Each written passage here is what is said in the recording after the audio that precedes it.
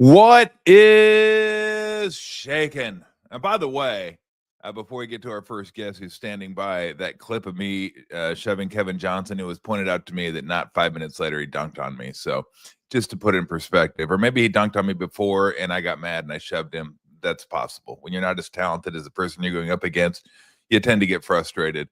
But no frustration here as we talk to the foremost voice of college hoops. As we get into the tourney, everyone loves the tourney.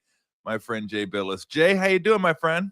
Tom, what do you say, man? If I got frustrated every time I got dunked on, I'd be in therapy. I don't I Yeah, don't have to well, worry you about and you and me. Well, that's why I just knocked people over, knocked them on their ass. That's what worked for me. That was back in the day you could do that. I tried to explain to everybody like what it was back when we played, in that you knock someone down, it's just a foul. There's no flagrant, there's not, you just knock them on their ass and you move on. In fact, that was what your coaches used to tell you to do when they got tired of people driving to the hoop, knock them on their ass. Well, now you can't knock them on their ass anymore because if you breathe on somebody wrong, we got to go to the replay and make sure we get it right, don't we? anything above the shoulders is an automatic view of the Zapruder film for Yep. hours and hours. But the game, it's weird you say that because, or interesting you say that because I've been saying that a long time. Like people thought that the game was so physical when we played it, and the only thing more physical was the flagrant foul part. Like, if you're going to foul Yeah. somebody, you got your money's worth. And now they're flagrant foul, so that has ended. So instead, now you clutch and grab all the time on cutters. I would have loved to have clutched and grabbed cutters Yep. back when we were playing because I was slower than everybody else. Yep. It would have been an equalizer. But Yeah. now now that's where the physical. Now the college game is way more physical than the game we play. No doubt about it. We're and I've asked this question because to me, the NBA game and maybe even the college game to an extent, you would know better than I, is so 3 point centric now. And I understand it. It kind of started in the college game. It was a way for undermanned teams to be able to compete with more physically talented teams by trading three for two. And now it's just exploded, right? It's everywhere. The 3 pointer is incorporated in everyone's game. So much so that where the Celtics are shooting 48 threes a game, there's three teams that average over 43 pointers a game in the NBA. And I don't mind the three. I just think the risk reward has gone out of the shot. Like it used to be 33%, or what still does, math doesn't lie. 33 equals 50 for three. But now, if you're shooting 33, you're a poor 3 point shooter. A lot of guys are shooting 38, 39, a 40 and above. And these guys are there to shoot 4, 5, 6 a game. How do we combine like how we played and then that type of game where we bring back in the mid range and the low post game and all those things that we grew up with today's game, the 3 point shot? Is there any way to meld those two? Not anymore, in my view. The difference is, so you're a little bit younger than me. I think your last year was what, 88 at Arizona? Correct. I'm 59. So when I graduated college in '86, the 3 point shot came into college basketball the next year. And the truth is nobody knew its value at the time. But Yeah. after 40 years of it, everybody's learned the value of it. So we used to, and your teams, my teams did the same thing. We'd work really hard to get a 15-footer. Yeah. But for my teams, that was a good shot because the further out you got, the lower percentage you shot, and there was no three.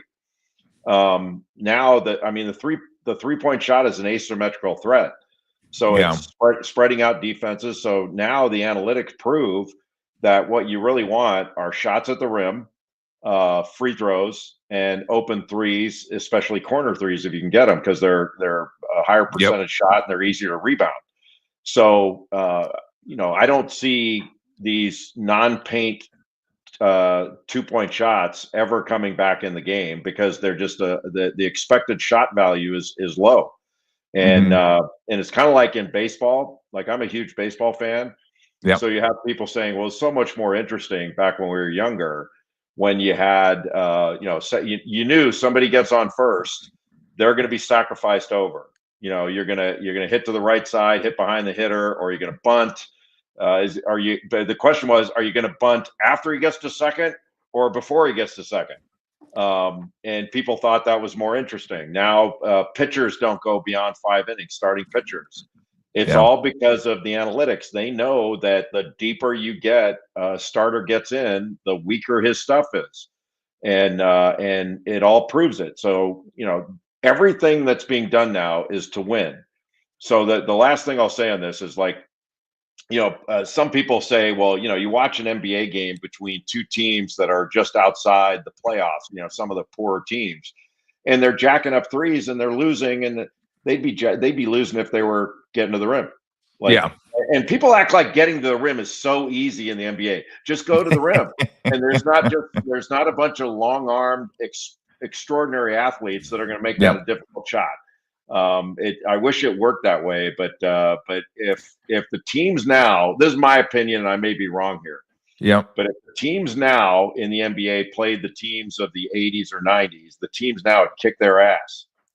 Well, it depends on what rules you're playing by, Jay. I mean, the can rules you get now, out the rules and now. defend? Can you hand check players? Can you be as physical? Like I've always said this. You can't like when they always said who would win the 90s Bulls or the Warriors back when they had the dominant run. I'm like, well, what rules are we playing? I mean, how are we going to officiate the game? Can you get up and ride guys? Can you chuck guys? Can you bump guys? Can you make it more difficult on them? And that's why I always hate the comparison of comparing players, because I was like, you can't take like it particularly bothered me a couple months ago when JJ Redick said he compared like the guys that played in the 60s as plumbers and carpenters and stuff like that.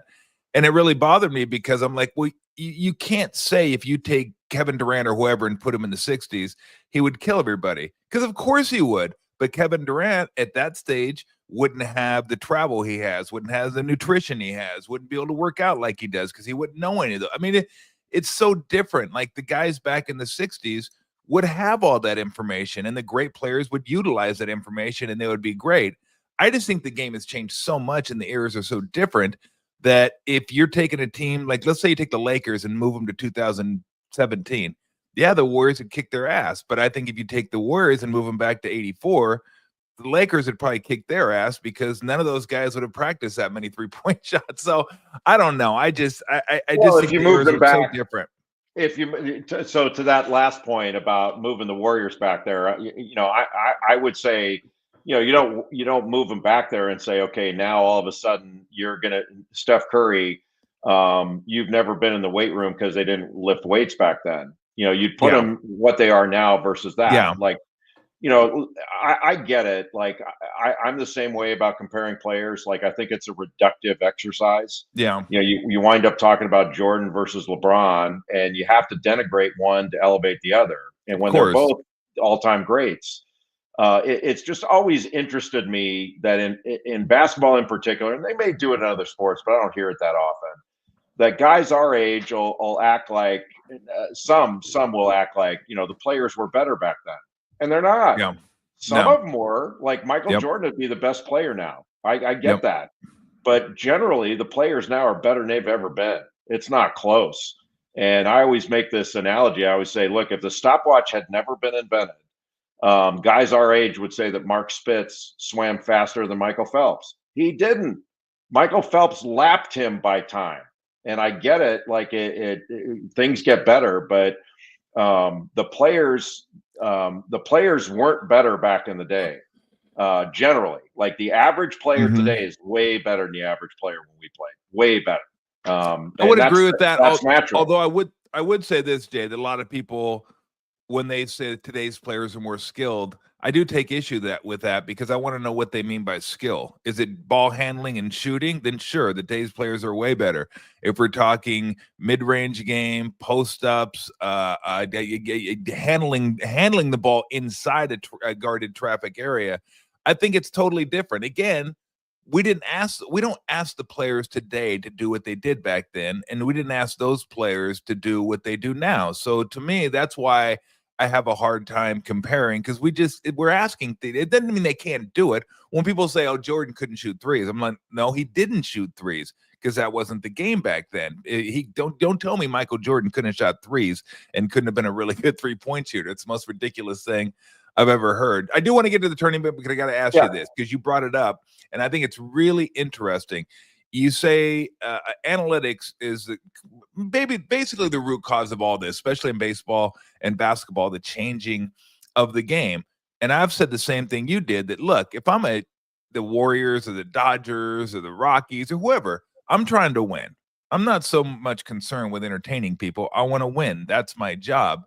But as analytics come at the expense of entertainment is where I come at it from, because I'm not so sure the games that we watched weren't more entertaining because they were more diversified. They were asking players to do a little bit more. And again, I could be romanticizing stuff. I don't remember everybody bunting every time someone got on first base, Jay. I remember hitting runs occasionally, but as entertainment taking a hit because of analytics, and not that teams should care about entertainment. Their job is to win or you're going to get fired, but has it? It depends on what you think is entertaining. That's a good like point. if you can watch the Warriors play now, I can't imagine you would choose watching the Warriors play in 1975 when they won the championship last before the championships. Yeah, There are more passes per possession now than there have ever been. There's more movement. There's more creativity. There's more cutting. There's all kind of stuff. Like you don't throw the ball in the post now and let Kareem go, on Nate Thurmond. It's a different deal now, and I think it's different, but there is some romanticizing of things, and that's what people do. I do the same thing. It may be a little bit off, but I as an analogy, but I spoke at the U.S. Junior Amateur Golf Tournament years ago, and it was at Shoal Creek in Alabama, and I went to the Players Center, and I sat next to Hubert Green, who won the U.S. Open in like 1971 or something. Tell him, I'm a weekend golfer, and I'm a decent stick. I'm a single-digit handicap, but I don't have a whole lot in common with one. So I asked him, like, Mr. Green, what do you think of these young players watching them play today? And the first thing he said, and he passed away. I hate to be negative on. I'm not negative on him. Just this was really jarring to me. He said, none of them know how to play. And he said all they do is bomb it down the fairway and wish it on the green putt. There's no creativity in what they do. And I'm thinking, well, half of them shot like 64. Like, what do you want them to do? Bring out an old persimmon driver and try to curve one around, like hit it in the rough. It's different, but these guys are super talented, and I think if you put the old clubs in their hands, they figure it out, and they play just as well as the guys did back in the day. I mean, I don't know what people find entertaining, but I love watching the NBA now, and I loved when I was a kid, but I think it's a better game overall now than it was then.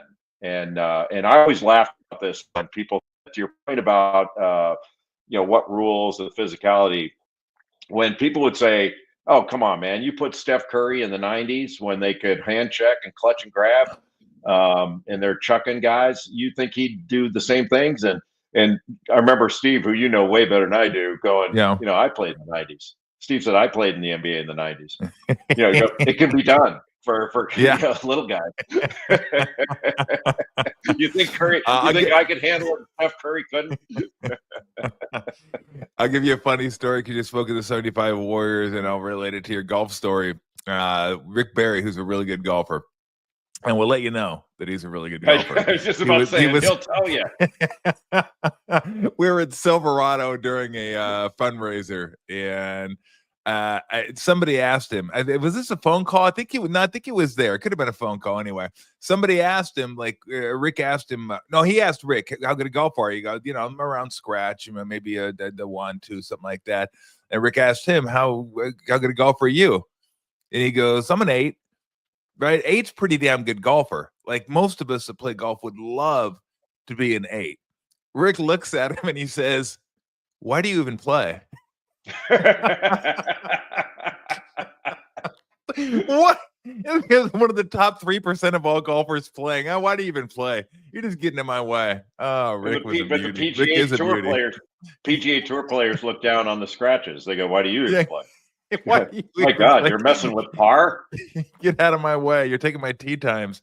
All right, I went about this a little bit differently because I didn't watch a lot of college hoops this year, but I watched enough, and I watched some of these teams. I want to pick who I think's going to come out of the region and then an upset in that region in the first round, like if you wanted to take an upset. So I'll start with the South. I took Michigan State to come out and I took I know it's kind of a trendy pick, but I took Yale over A&M, and the reason was I took offensive teams, and I figure if they can just get hot, they can maybe pull an upset. They were 13th in offensive efficiency in the country this year. What do you think of those two? Michigan State to come out and Yale to, if they can rebound halfway decent, upset A&M.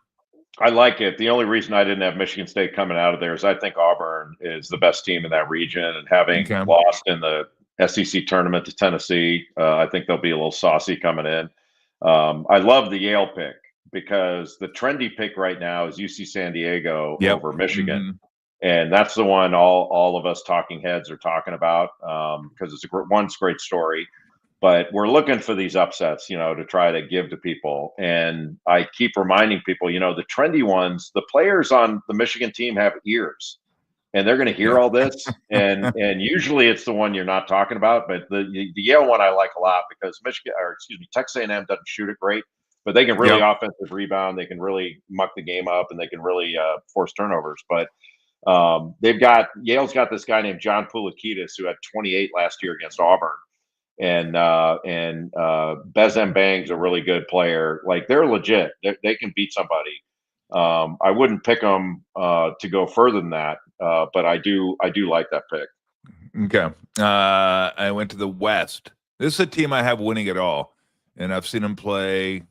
I've probably seen them play 4 times this year. I got Florida winning the whole thing. I just think, and watching them, they just seem like a really, really, really complete team. I kind of cheated. I took 2 in the Midwest because I took Oklahoma, although they didn't really fit my narrative of like a really great offensive team. I like their guards, but I took them over UConn. In my kind of the cutoff line for upset, they had to be at least a 3.5 point underdog, at least one possession. I hate when people come on and they go, "Oh, I'm going to Colorado State's my upset pick." Yeah, they're favored. Okay. They're Don't try favored. to pull that one over on me. I hate when people do that.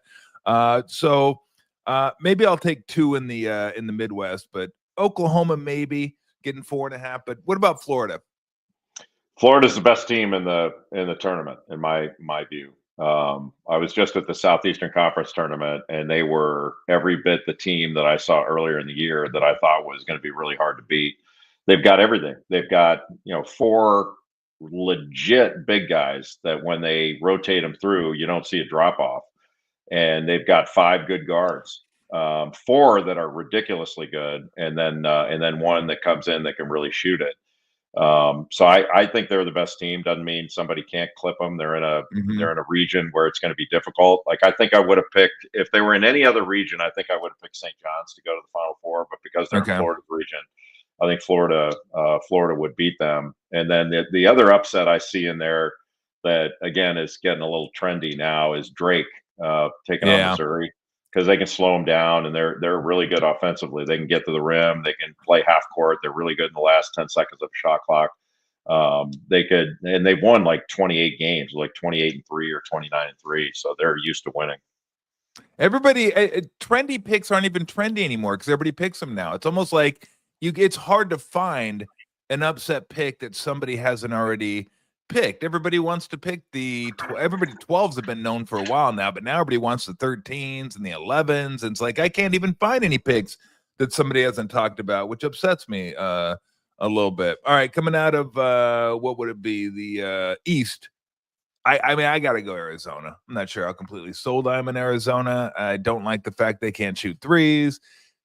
Caleb Love competes his ass off, but his shot selection is, to put it kind, inconsistent. Vasar has been a big deal for them. Like, he's really helped. I just don't know that they shoot it well enough. I don't know if a team that can't shoot it can win a national championship, but I went there, so I'm going to pick them. And then my upset pick was Liberty over Oregon, another team that can shoot the ball. And I'm just picking teams that can shoot. I figure maybe they can get hot and win. I don't know that they will, but what do you think about Zona and Liberty as an upset pick? I actually like the Arizona pick because at the bottom of that bracket are some teams that are a little banged up. Like Alabama, normally I would say Final Four good, and I think they are Final Four good. The problem is, Grant Nelson, one of their best players, is hurt. And he got hurt in the first half of their game. He'd been pretty banged up, but he hurt his knee in the first half of their game against Florida, and they were down 2 at half. In the second half without him, they got blown out. not that he's blowout important, but he's important for them to win. But Arizona's been getting significantly better over the course of the season, and if they wind up getting in a rematch with Duke, I kind of like the fact that Duke beat him in McHale and held him under 60 as a kind of splash in the face motivating factor. I hear you on the shooting and the shot selection, but the one thing that you know very well, the thing about Caleb Love is he can have some games where you're going, what? And then he has some other games where you're like, holy cow, is this dude ever going to miss? It's kind of feast or famine, but his feasts are pretty impressive. And so I do like them. I just think Duke, if Cooper Flagg is healthy, they have way too many weapons. And they're so good defensively. They're really hard to score upon because their help side is in really good position all the time. They got good athletes and they have a ton of size. And Cooper Flagg may be as good a defender as he is an offensive player, and he's player of the year good. He's as good a prospect. I mean, I haven't really thought about this, Jay. I'm going back to LeBron. That's a long time ago, but he may be the best American prospect that I've seen in quite some time. He's just complete. Steve told me when he was coaching the Olympic team that he was part of the select team, and they played a scrimmage. And I go, "How is he?" He goes, "He's legit." He goes, "He's legit." And I've watched him play plenty this year. That dude's legit. Like, he's going to be, unless something goes off the rails, and I don't anticipate it, but you never know. That guy's going to be a star. You're right. Defensively, offensively, he passes. I mean, he rebounds. He affects the game. He's not a numbers guy. He knows how to play. Like, he's super talented, and he knows how to play the game. It's really fun to watch him. He's built different too. Like, a lot of guys that are great players are great competitors, but there's another gear that some of these guys have. Like Jordan played against a bunch of great competitors, but I think everyone would agree his level of competitiveness was ratcheted up at a level that most people can't comprehend. And I'm not comparing him to Jordan. I'm not saying that, but this guy, he reminds me of Leitner in his competitive nature. Really a different cat in that regard, and he never turns it off. And that's unique. Like the play, you'll probably remember this play. It played all over SportsCenter. He got a steal and took it to the other end and dunked on Pittsburgh. Yep. Mm-hmm. And it was a great play. But the thing that impressed me more than the play was right before that inbounds that he took away. And he took it away after the catch. He had committed his third foul, got called for his third foul. And a lot of guys, especially a freshman, they're going to back off a little bit after they get whistled for a foul like that, but not him. I mean, it was pretty extraordinary. Does he enjoy being the heel as much as Leitner? No. He does it like he has this little move, this little flex move after he does something, and he gave it back to the Carolina fans in the last Duke Carolina game, kind of like Leitner. But I think off the floor, he doesn't have the needle for other people that Leitner had. I was a grad assistant when Leitner played, and that dude could be a handful when he wanted to, and he was a different breed. Him and Lane Beer are the two biggest heels and the guys that embellish being heels more than any other players I can remember. Like, some guys, they can take it. They don't necessarily love it. Those guys just relished it. They relished the fact that they were so good that you hated them, and that just fueled them so much. It cracked me up, actually. I mean, it didn't mean I liked them, but I hated Lane Beer too. I hated playing against Lane Beer because there's nothing worse, and people that played against Leitner when he was at Duke will know this. There's nothing worse getting your ass kicked by somebody and then having them step on you and smile at. It's just so degrading. It's like, God, I just want to punch you in the face is what I want to do, but you couldn't. The only thing I didn't like about Lambeer was he went to Palos Verdes High School, which is our crosstown rival. So, did he? Yeah, he was a Sea King, even though I think his dad was like an executive at some big company that he wasn't born in California, but he went to high school in Southern California, and Palos Verdes and Rolling Hills were like blood rivals. So I've never been a PV fan. Get in line, everyone. No one likes Bill Lambeer. Midwest. They got Houston coming out of the Midwest. I haven't watched them play a lot this year, Jay, a couple of times. they can shoot. I'm like, holy cow, Houston can shoot now. That I always know they're going to play defense, and I always know they're going to be junkyard dogs under Kelvin Sampson. But I was like, they got some dudes that can shoot. They're going to be a handful. And then I cherry picked. I got another upset in that round. I took Utah State over UCLA, getting 5.5. High Point over Purdue. Utah State 10th in offensive efficiency, and High Point 2nd in offensive efficiency. So again, that's my narrative. I'm going with the good offensive teams up to catch fire. But what do you think about Houston and those two upset picks? Well, I have Houston in the Final Four as well, and I think you're right on that. The difference in their team this year, they've always been able to defend and rebound at a really high level, and I think they would have gone to the Final Four last year had Jamal Shed, their point guard and leader, not been injured in the first half against Duke. I think they would have beaten Duke and would have beaten NC State to go to the Final Four. But you're right; they shoot it way better. L.J. Cryer is their leading scorer, but Emmanuel Sharp has unbelievable range, and they got this. Point guard to transfer from Texas Tech, or excuse me, Oklahoma, Milos Uzan, who's really taken a huge step forward under Kelvin Sampson. I remember Kelvin saying we were in Houston recently, and we were asking about Uzan. He said when he first got here, he's kind of guarding in a weak fashion, and he stopped practice. His son, we foul here, like get out there and foul somebody. And I thought that was very Kelvin Sampson-esque. But I like your Utah State pick too, because that's what I have that one. Not to make it seem like that makes it right, but yeah, everybody's going with McNeese, and they did the same thing last year. They went with McNeese, and Gonzaga blew them out. And I'm not saying that Clemson's going to blow them out, but I think the more these things get talked about by all us national clowns. The more the other team hears it, and it's the ones like it's going to be like Lipscomb or Utah State or somebody like that wins because they're not being talked about. Now I got to ask you about St. Mary's. Since they're in the area here, good friends with Randy Bennett. They're going up against the Vanderbilt Commodores. 3.5, I think 4-point favorites. So they're favored to win this game. They're just an interesting team. They play at their own pace. Marciulionis is really good. They got a big guy in Saxon in the middle who kind of controls, not super athletic, but he's good left hand, good right hand. Lewis is pretty, like they're just a solid team. He does a great job there. I haven't seen Vanderbilt play, so I don't really know what they're about. How do you see that matchup playing out? Vanderbilt's good. So they're coached by a guy named Mark Byington, who was at James Madison last year when James Madison had that unbelievable year, and then they went into the tournament. They wound up losing to Duke. But he's a great coach. They've got very good players and a number of them.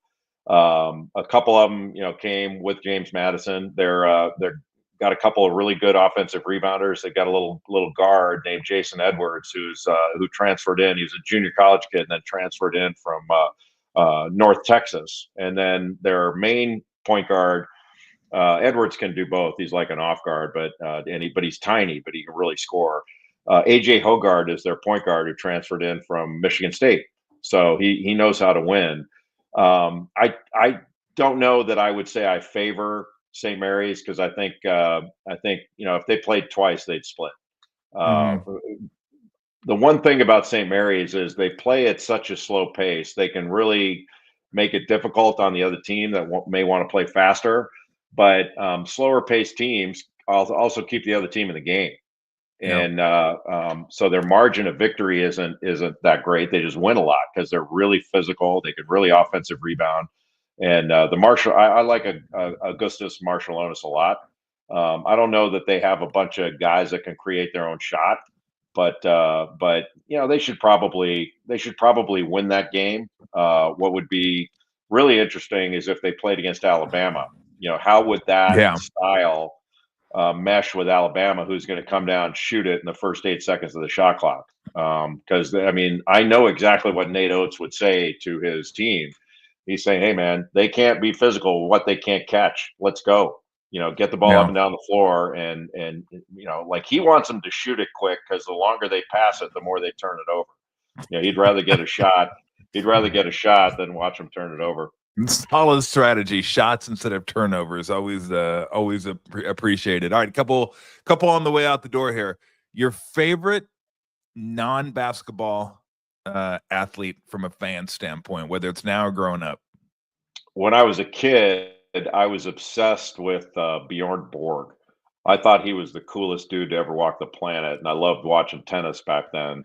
I was a huge tennis fan. But probably my favorite non-basketball athlete would be Sandy Koufax. Like I was a huge Dodger fan growing Wow. up, and I loved Koufax, even though I was really little when he quit. Just reading about him and got to meet him and all that stuff. I just for some reason he was the coolest dude. All right, toughest loss you've endured as a sports fan. As a sports fan, Fan that hurt you the most, a team that you're rooting for that lost, that just ripped your heart out. probably when I was a little kid and UCLA lost in the they lost in the Final Four at NC State in Greensboro. And when I was growing up, UCLA, when they lost, it was the equivalent of some natural It, disaster. it They really never was. lost, and you got this like weird feeling. I will tell you this: I learned about gambling through UCLA and through my coach when we were in. We used to take these trips to Vegas to play in these tournaments, and we were young. We were probably in fifth or sixth grade, and it was like our coach and then one of the dads were the chaperones. No other parents went. Yeah. And coach and the dad wanted to go out having a few beers, but they had to watch us. So our coach bet us that UCLA would win the game against this team, and he gave us 50 points. He said, "I'll give you 50 points." So we're sitting watching TV for two hours or so, and it's getting down to the end, and UCLA's up 49. And actually, a guy that grew up not far from where I grew up, Jimmy Spillane, made a layup at the end of the game to move it to 51. We didn't realize the game was on tape delay. Like they already knew the outcome, and they were out having beers, and they figured they'd be back by the end of the game. And it was fantastic. The game started like 10 o'clock at night. And we were up till midnight watching that damn game. And then that's how I learned about tape delay and gambling, because we got totally jobbed. Oh, that's amazing. That is an amazing story. All right. Worst punishment you received as a kid, and what did you do to earn it? The worst punishment was probably my mom making me weed an entire canyon hill, which was nothing but weeds, because I think I had skipped out of doing. I can't remember what I skipped out of. I skipped out of doing something that I told her I had already done. And my thing was, like, my mom she was great, but one of the things, she was really good at weaseling information out of you. So I would get home, and this was back when we were free range kids. I would get home after being Yep. out all day, like riding my bike or hanging out with my friends, and she would take this accusatory tone with me, saying, "Well, what did you do today?" And I'm thinking, all right, she knows what I did. She knows. And then I realized, all right, if she knows, I'm screwed anyway. So I might as well lie and just told her, no, nothing. Everything's good. If she already knew, I was done. I wasn't going to get Yeah. any more trouble by trying to protect myself. And then I found out she was just trying to get me to admit something that I had done, and she didn't know what it was. So, Wow. but she knew this one time, and then I spent like a weekend weeding a hill that was nothing but weeds. And then after I was done, the weeds were going to be back 3 days later anyway. Oh man, that's rough. That is rough. All right, I'm gonna have you help me with this. This is a different bracket I'm gonna be doing later today. Actually, in about 5 minutes. It's called the SKI. This is a 16-team tournament, a 16-person tournament actually. SKI. It's the Serial Killer Invitational, and I want to know what you think of some of these matchups. Okay, I got 8-9. This is Zodiac and Jack the Ripper. So nobody found either of those two, so I thought I'd put them together. Who do you got in the 8-9? Oh, Jack the Ripper. I mean, Okay. to stay on the run that long, and that means Sherlock Holmes couldn't figure it out. No, not at all. Now this one, though, this one, I'll give you one more and see if you could get this one. Or who would you like in this one? This is a Robert Lee Yates, under the radar grocery bag killer. I'd never heard of him. And John Wayne Gacy That's a 4-13, by the way. Gacy's a 4 in this tourney. So who do you have there? Yeah, nobody's upsetting John Wayne Gacy. He was, he was like the local neighbor everybody thought was a good guy, and Yep. meanwhile he was killing everybody and storing their bodies in different places.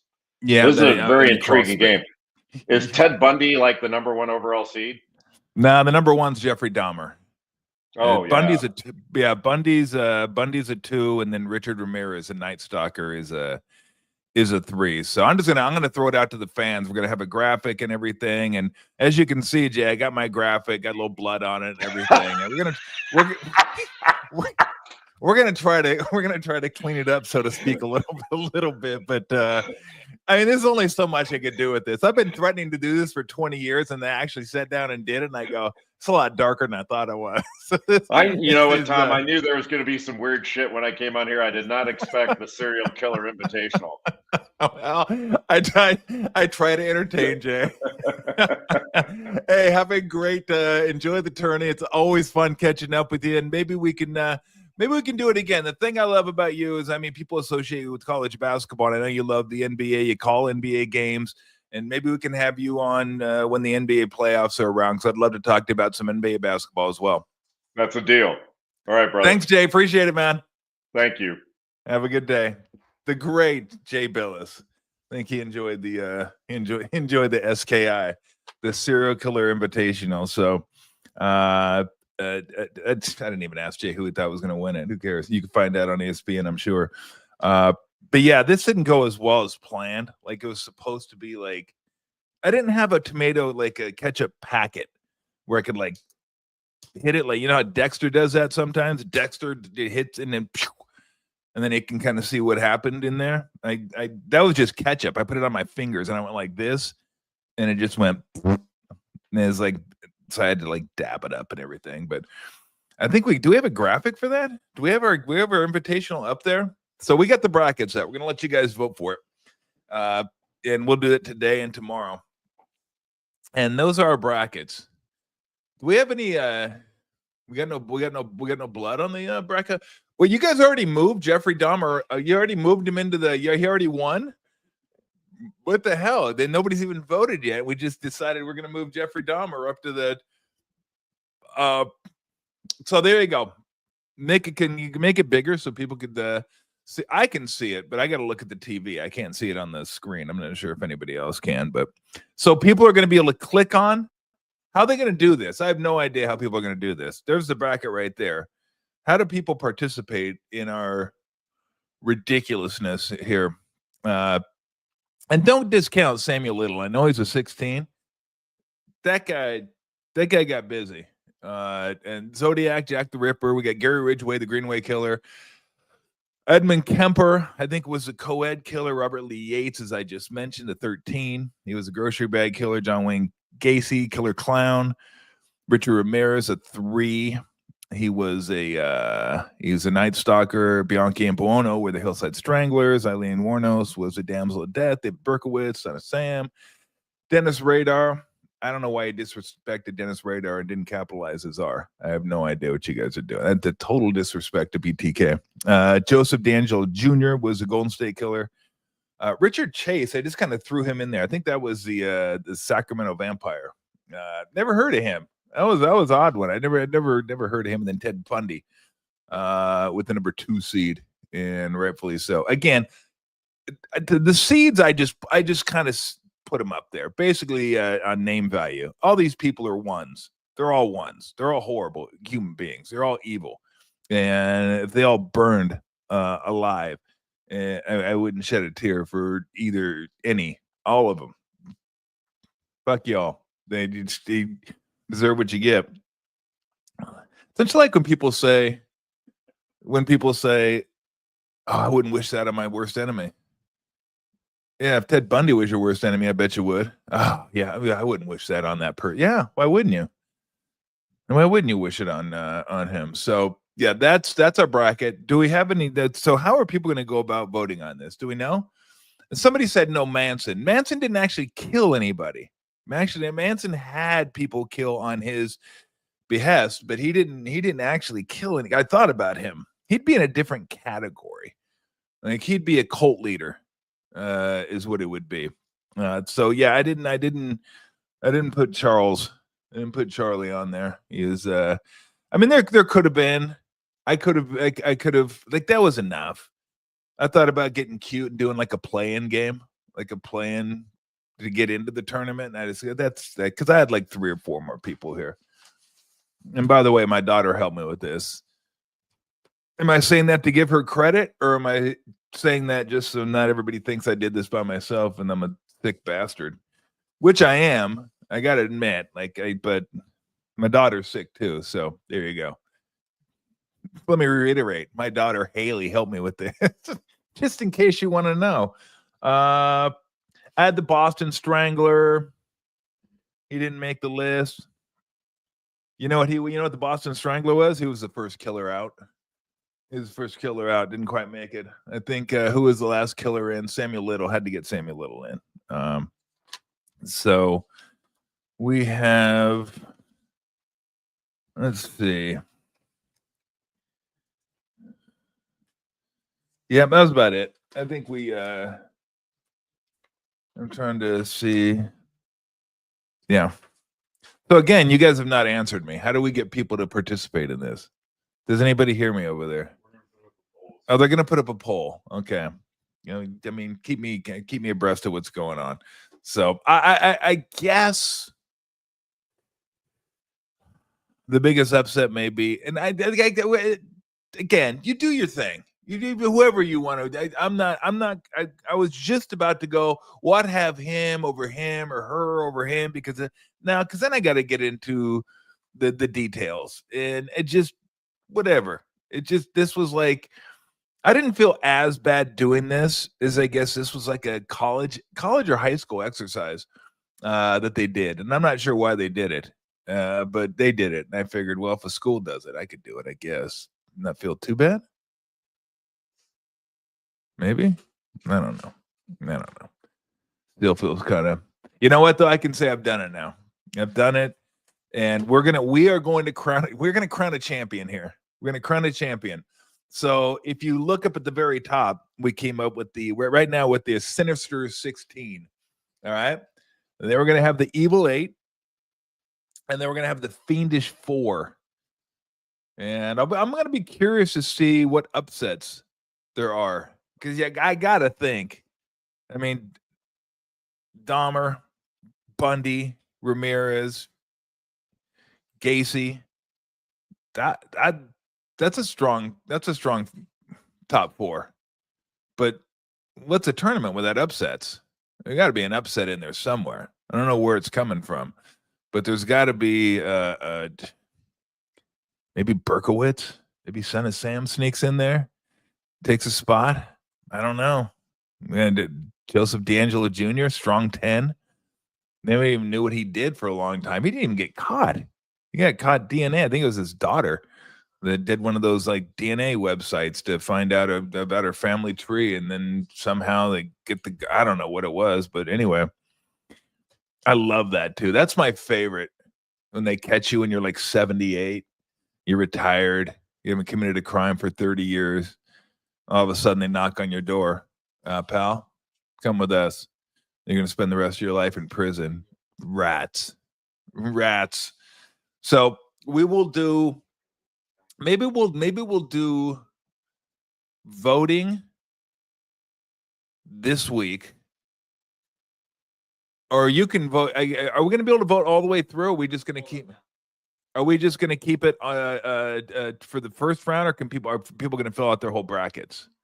Because we want to do just first round this week, and then maybe do the Evil 8 next week, and then the Fiendish 4 the final week. We'll just kind of match the tourney a little bit. So we'll keep this. We'll string this out as long as we can. We're like one of those TV shows. Oh, it's the most dramatic episode. Next. You know it's not. Every episode's the most dramatic episode. Don't give me your dramatic episode bullshit. I don't want to hear that. Oh, and just in the middle of my rant, let me point this out in case anybody's missed this. Dodgers won 1-0. Baseball season's underway, by the way, if anybody cares. I know no one's happy the Dodgers won. Like, I don't really care, but baseball season started unbeknownst to me. I thought it started tonight at 3 a.m. It started last night at 3 a.m. over in I think Tokyo. Dodgers took down the Cubbies 4-1. So yeah, let's do that. Let's vote on let's advance the first round this week. Let's do that. Let's advance the first round this week. So you'll have 8 matchups. And then the next week we'll have 4 matchups, and then we'll do the final 2. So I'm interested to see who is going to advance. Now, what I would advise you to do, like, if you do with the NCAA tournament, you do a little studying. Get online, look them up, make an informed opinion. I wouldn't do it before I went to bed, but you want to find out who these people are, and you can watch the Invisible Monsters on Apple, which I think that one's Dahmer, Ridgway, Gacy, Bundy, and Dennis Rader. Those are the ones that there are 5 of them that they talk about in that show. So go at it, get after it. As far as the NCAA tournament, and if you got any questions about this too, feel free. You can text us. So as far as the regular tournament is concerned, again, don't take my word for it. I didn't watch a ton of hoops. I have watched Houston. I've obviously watched Arizona, watched St. Mary's, watched Duke, watched Michigan State a few times. But look, I'm going to take Yale over A&M. I've watched Yale once against Cornell this weekend. That's it. That's all. That lefty they got is pretty good. I like him. And again, A&M can't shoot. I've only seen them play. I'm just going by stats here. They can't shoot, but boy, they can rebound. They get a high percentage of their offensive or their clanks. So if Yale can rebound a little bit, like if they don't just get mauled on the glass, I think Yale will have a chance. Florida, I've seen play. Florida's good.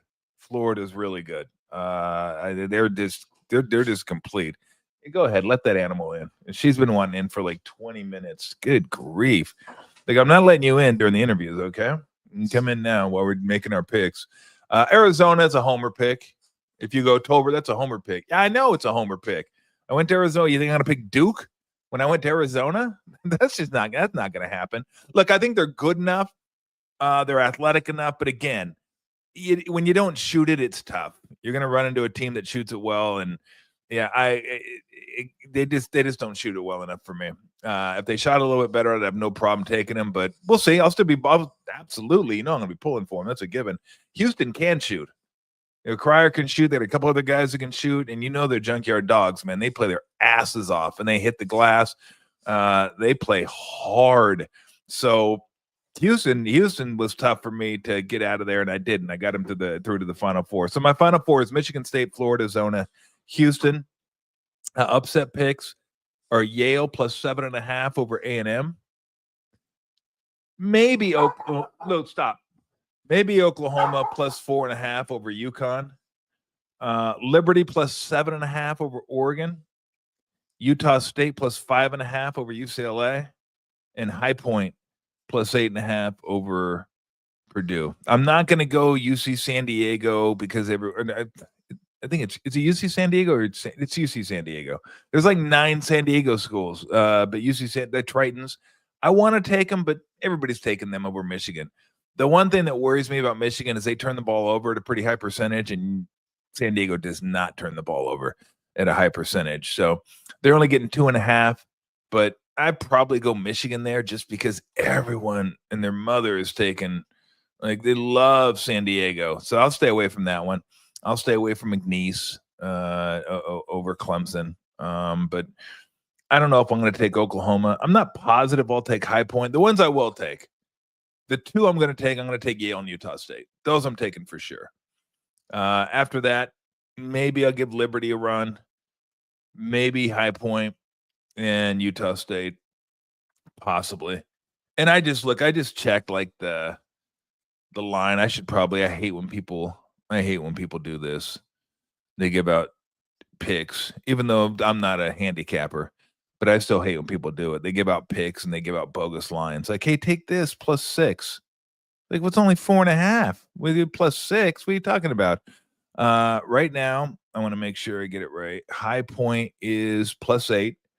So they're not 8.5, they're 8. I think Utah State's still 5.5. And I think Liberty, let me look. I mean, I guess it's not that important. Yale is 7, so they're not even 7.5 anymore. They're 7. Utah State's 5. A couple 5.5s out there. So yeah, I mean, that's about what the line is. Last time I saw Oklahoma was 4.5. So anyway, those are my final 4 picks.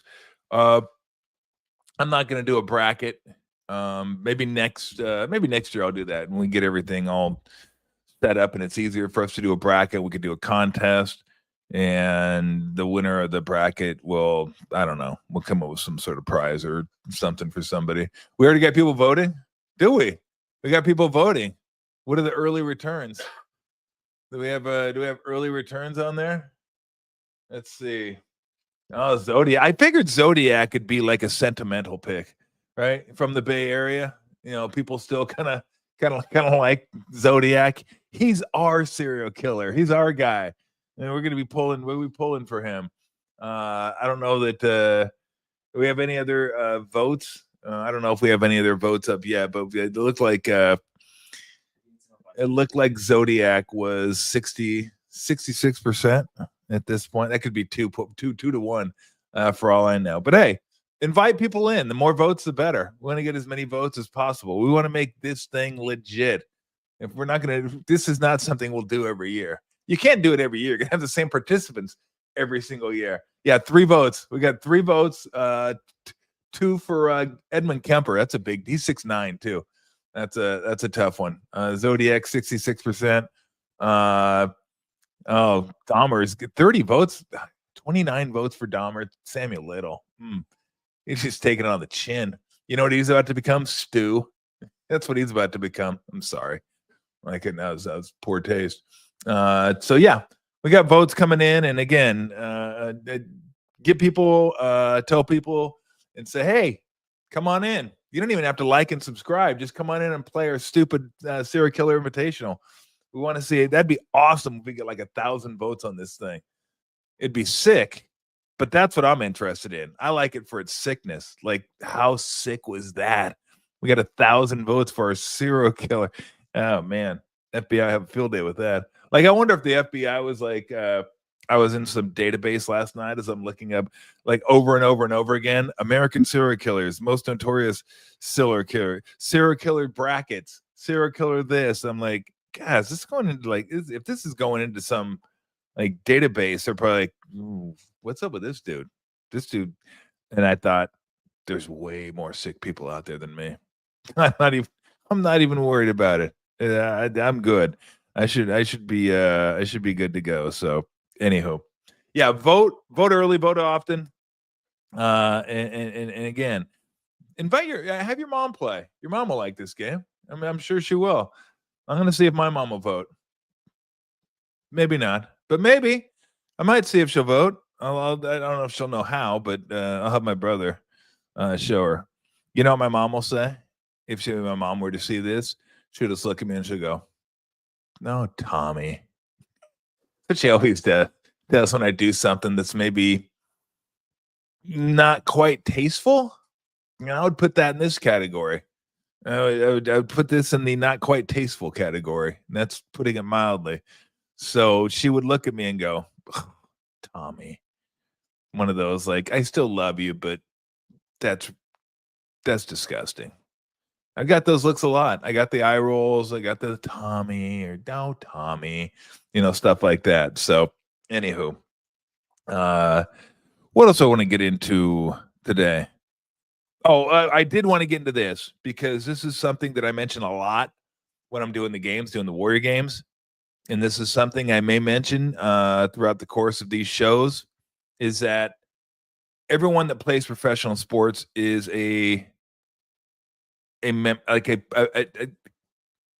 that plays in the NBA is an NBA player. Sounds stupid, right? Everyone that plays in the NFL is an NFL player. Everyone that plays Major League Baseball's a professional baseball player. And I get that's like the stupidest thing ever, right? Of course they are. Of course they are. But I mentioned that in that you can get beat by anybody. Why can you get beat by anybody? Because they're pro players too. And like last night, I thought Denver was like kind of packing it in. I was like, oh, man. Like, no Murray, no Jokic. Warriors been playing great. Warriors should have. As soon as it came out of my mouth, I should have. I just knew it. I knew it. Look what happened last night. I mean, those guys are champions too. They got champions on that team. Porter Jr. and Gordon. And Gordon was phenomenal last night. Aaron Gordon was incredible. Awesome. Local kid, bear down.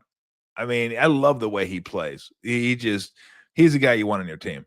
But they went out and played their ass off. Westbrook had a great game, didn't shoot well, but double-digit assists, double-digit rebounds. He was fantastic. Here's the thing. Not only did it happen to them, it happened to Minnesota. Indiana went into Minnesota and beat Minnesota. No Halliburton. No Siakam. I don't think Turner was playing. Like, they're missing damn near everybody. And they get pushed to overtime, and Obi Toppin hits like 4 threes, I think it was, in overtime, and they beat him in Minnesota. Like, both those teams are thinking, oh my gosh, how'd that happen? And then in Houston, they're playing the 76ers, who have nobody. Embiid out, Maxey out, George out. They were 17-point underdogs in that game. They were up 21 at half. Houston did come back, took them to overtime, and then beat them. They're down like 6 with 30 seconds left. So my point is, 17-point underdog takes Houston to overtime, loses. Minnesota was like a 10.5-point favorite. They lose. Warriors, 8.5-point favorite. They lose. That was like exhibit A, why I say what I say. You can get beat, even if you think you can't get beat, because those guys are NBA players. You may not have heard of them. They may not have had much of a chance or a lot of time on the court, but they're there for a reason. Are they as good as the starters? Of course they're not, or they'd be playing. But they're better than probably 0.005% of the population, and probably better than 0.005% of all basketball players. Maybe more of the population. Yeah, of course they are. But realize how good they are, because we get into too much. Fans do this. Oh, they suck. Oh, they're terrible. Oh, that guy stinks. Nobody stinks at that level. Nobody. They're not as good as the people that are obviously better than them or the best. They're not. But nobody stinks. Nobody's terrible. So when you think, oh, they can't win, trust me, they can win. They absolutely can win. And last night was a good reminder for everybody, including myself. Because, again, I was the one I thought, oh, the Warriors have been playing great basketball. Depleted Nugget team? Sure. Nuggets are champions. They got some championship blood running through that organization. They just lost to the Wizards at home. That hurts. That's got to hurt. So they always remind yourself that everybody that plays is good. Everybody that plays is good. So you can say they suck, whatever, but they don't. Trust me. All right, let's take a. We got any comments we want to throw up there before we get out of here? I love the fact the Dahmer got 30 votes. You guys are sick. Polls are on X and YouTube now. Oh, the polls are on X and YouTube. So go ahead on X, go ahead on YouTube, and we're rolling right now. Again, tell your friends. I want to see how many votes we can get. I really do. I want to see if we can get 1,000 votes on one of these. That would be incredible. It would just show I'm not the only sick one. Let me get the early returns. We got Jeffrey Dahmer at 86.3%. Looks like Dahmer is that's like a first quarter. Zodiac Killer 72.4. Oh, that's a close one. Ridgway and Kemper. Really close right now. 55-6, 44-4. I like that. I figured that'd be a tight one. What else do we got? We have Robert Lee Yates. Yeah, John Wayne Gacy's hammering him. He's going to put Robert Lee Yates in a crawl space. Things over. Richard Ramirez, Bianchi, and Buona. Okay, yeah, Hillside Stranglers. And Warnos Berkowitz, I thought would be a tight one too. Yes, 53-3 and 46-7. Nice. BTK over the Golden State. Oh, that's 50-50. Oh, he only got 4 votes. So get him up there. And only 9 votes for Ted Bundy. I'm surprised. That looks like it could be, because nobody knows who Richard Chase is, right? No one knows. No, he's not. He doesn't run Chase Center. He's not like they didn't name Chase Center after him. He is the vampire of Sacramento, I believe. So, or the Sacramento vampire. So there you go. Yeah. Look, again, like, subscribe. That's great. What I really want is you guys to recruit people, get people to vote on this. Just get people to. I want to see this. I want to see 1,000 votes on this. I want to know how many sick people are out there. That'd be incredible to have our SKI blow up serial killer invitational. Unfortunately, like I said, we can't do it every year because we're gonna have the same people every single year. We don't have any new people. Let's hope we don't have new people. We don't want to have another one next year. We don't have new participants in this. I hope we don't have another one next year. If we do, that means something's gone terribly wrong on planet Earth. So if you get any texts or comments you want to throw up there, go ahead and throw them up there. Am I supposed to read the ones on the right? Are you going to highlight them for me and make them bigger? Oh, there they are. But it's a smaller screen. I still got the said, I hope everyone picks an upset. Chalk is boring. I want to see a Cinderella killer making a run. I don't know who that is. That's up to you guys. Look, I said it. I set the stage. Now it's up to you guys. It's up to you, my children. Go out there. Speak the gospel of the Serial Killer Invitational. What kind of sponsor could we get for this? How about Ginsu? Ginsu would be a good sponsor. I like that. Is there a store named Ligature RS? I don't think there is. He said, "Oh, you are on the list now." I'm on the. I'm not on the list. What are you talking about? I'm not a serial killer. I'm just bringing him to you. Haze IPA. Never heard of a Haze IPA. Unless that's Chase IPA. I don't know. Never heard of that one. You guys drinking already? It's freaking Tuesday. It's early. Easy. At least wait till tomorrow. I'll have a beer with you tomorrow. Storm said I didn't include the creepiest serial killer. Who's that? Robert Pickton. Who's Robert Pickton? I don't even know who Robert Pickton is. You're right. I might have overlooked him. Look, I'm sorry. If I missed somebody, I apologize. Luke, come here. Okay, come here. Luke, we're trying to look up serial killers. Okay, can you stop? Is that who it is? No. Was it Pinkton? Pickton. Okay, Pick. Yeah. Pickton. Okay. Oh, it says Canadian serial killer. That's why I never heard of him. Oh, the pig farmer killer. Oh God, that guy is creepy. That's a good call. Oh God, you're right. I blew this one. After he dropped out of school, he left a butcher's apprenticeship to begin working full time at his family's pig farm. Holy cow! Wow. He only got convicted of second-degree murder, though. 6 convicted, 21 charged, 4 suspected, 49 confessed. I got to read up on him. Okay. Good call. Well done. I'm glad. That's my buddy Steve. Lizzie Borden. Remember her with the axe? Lizzie Borden gave her husband 40 whacks or whatever. However the story goes. Not sure. Liz, I think Elizabeth Montgomery played Lizzie Borden in the in one of those TV specials.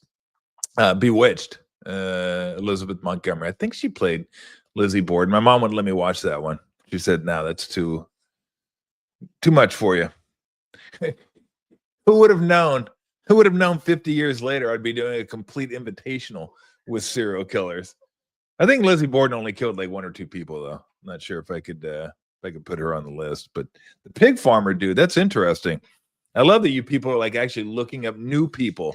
Like, Tom, you didn't come up with enough. Ed Gein. I looked. He was one that I had that I left. I could only put so many people on. Okay, I was kind of stuck at 16 because I couldn't get to 32. 32 just seemed too much. Like I be honest with you, I didn't want to do 32. I was like, I got to start looking at more serial killers. We got 32. No, so I called it at 16. But yet Ed Gein is the butcher of Plainfield, and I did look at him, and I was going to put him on, but again, you know me, I'm Mr. DEI. I wanted to get Little in. I wanted to get Warnos in. I wanted to get Berkowitz in. And then Ramirez, of course, he was a 3. He's strong. Again, you go pentagram on the hand. Remember when that dude got married in prison? Like, who's more mentally unstable?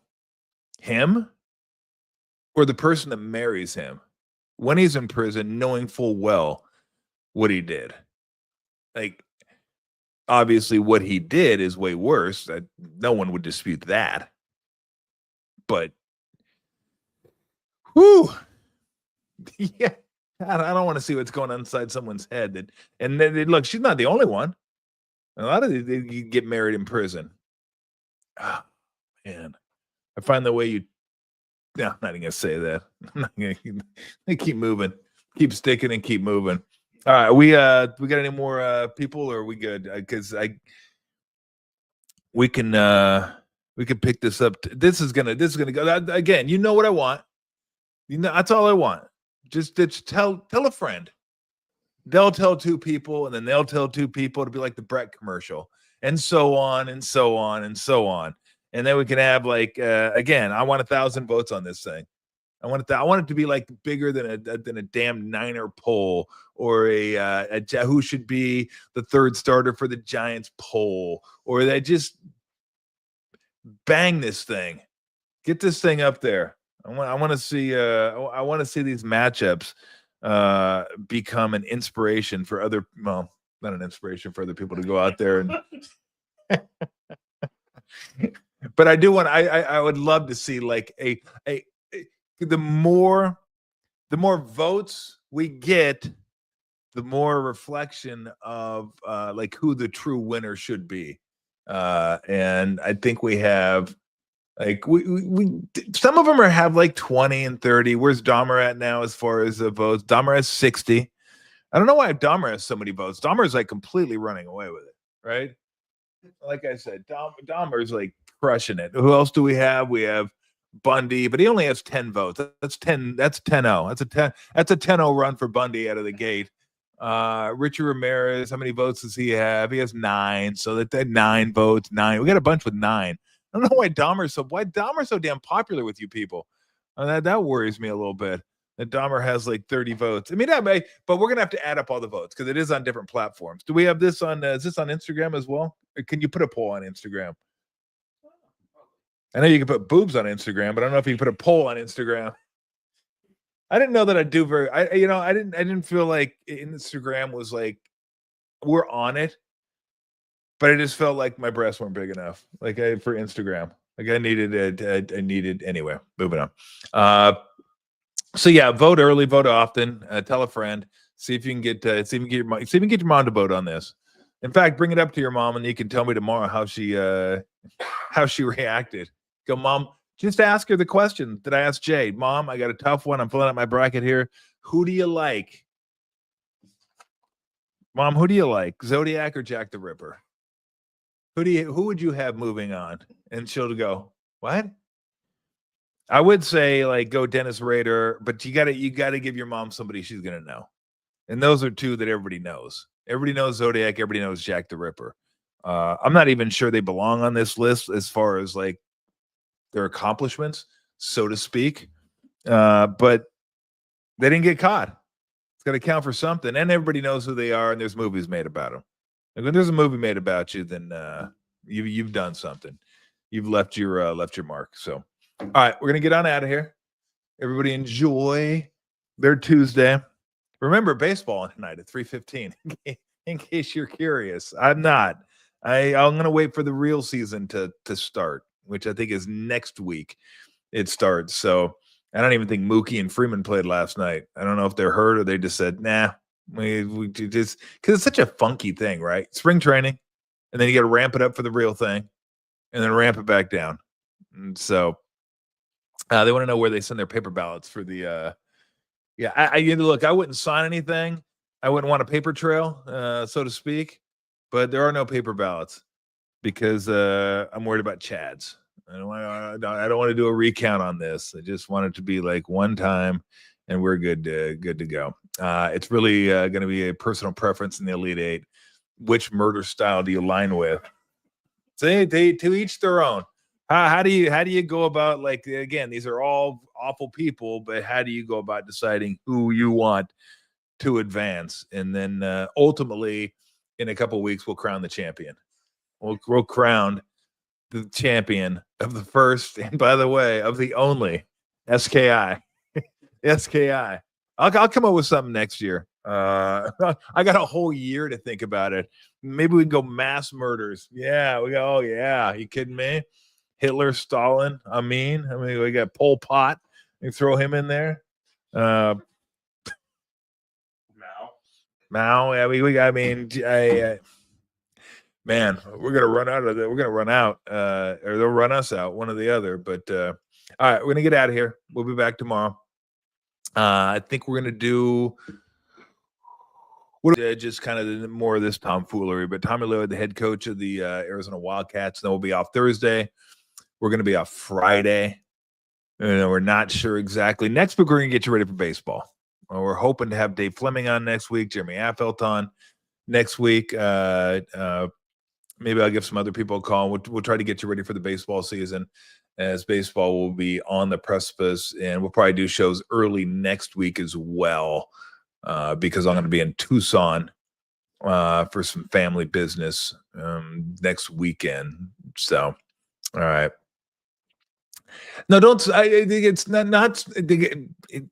I don't know who that was. It's Stalin, Hitler, Mussolini, number one. No, we're not going to go into that. We got our hands full with this. Okay, let's wait on the mass, the genocidal. Let's give it a year. Okay, I don't get into that. I don't need to get into that right now. We got our hands full with this. Yeah, Genghis Khan. I mean, let's just worry about this. We got the SKI. We could have the MKI next year, but we got a whole year. Okay, let's enjoy this one. Okay, stop looking ahead to next the madness. Let's enjoy this one first. Let's see how it works out. So I'm excited. I'm excited to see who gets out of the satanical 16 and into the evil 8.